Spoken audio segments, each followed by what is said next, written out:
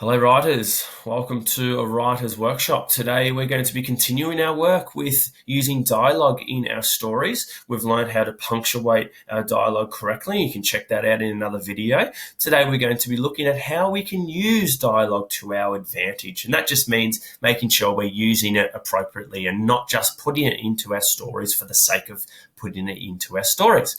So here are some tips and tricks on how to make sure we are using it to our advantage. So the first thing you need to do is make sure you say the dialogue out loud. So that will let you know whether it sounds like real talking, because we want to make sure it sounds like real talking. Otherwise, it's not going to sound natural.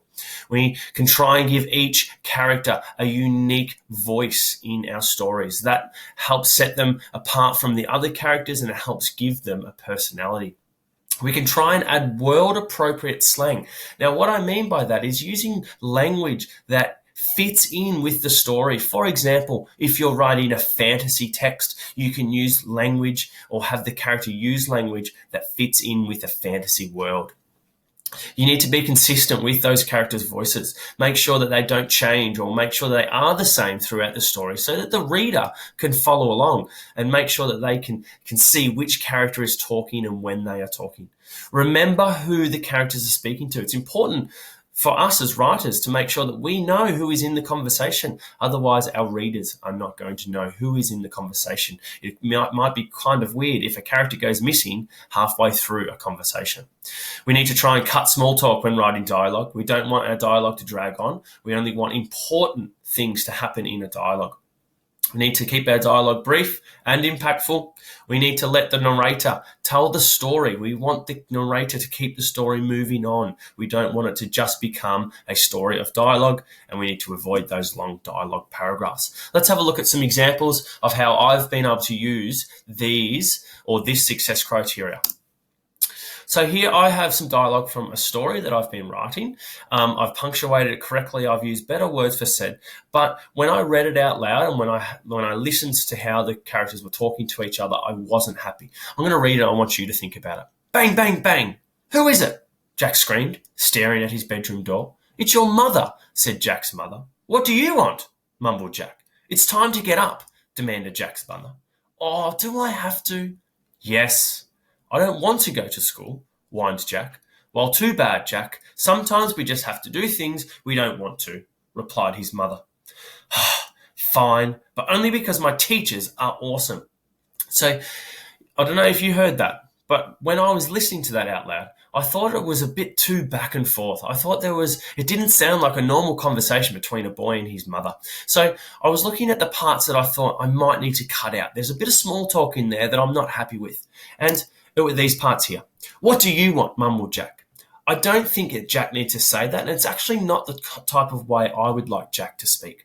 And this bit here, this one word, yes, that definitely does not need to be in there. So there are two lines or two pieces of dialogue that I would like to get rid of.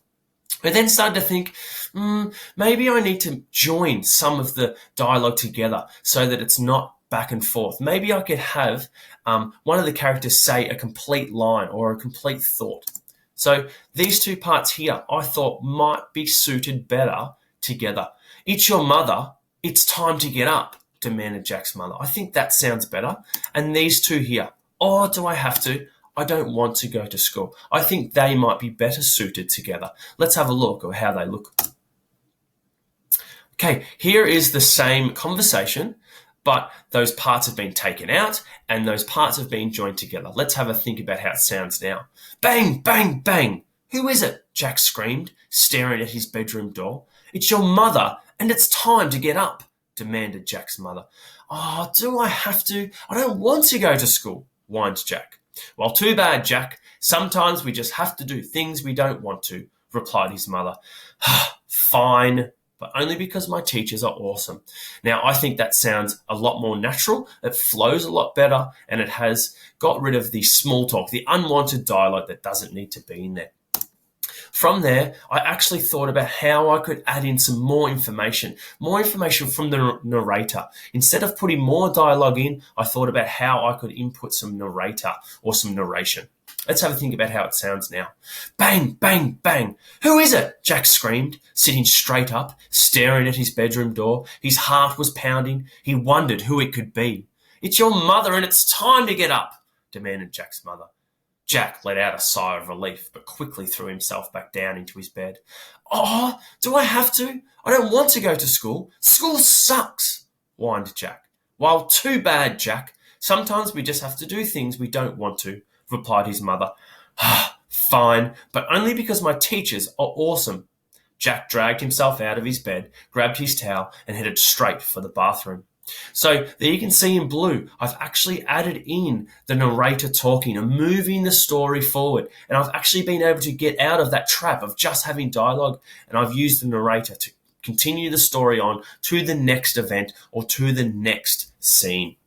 So there you go. There's some tips and tricks on how to make sure we are using dialogue to our advantage, making sure we say it out loud so we can hear how the conversation is going, making sure we can hear how those characters are talking, cutting that small talk out, making sure we think about what doesn't need to be there or what parts of this speech or this conversation can I join together, and make sure we avoid those long dialogue paragraphs.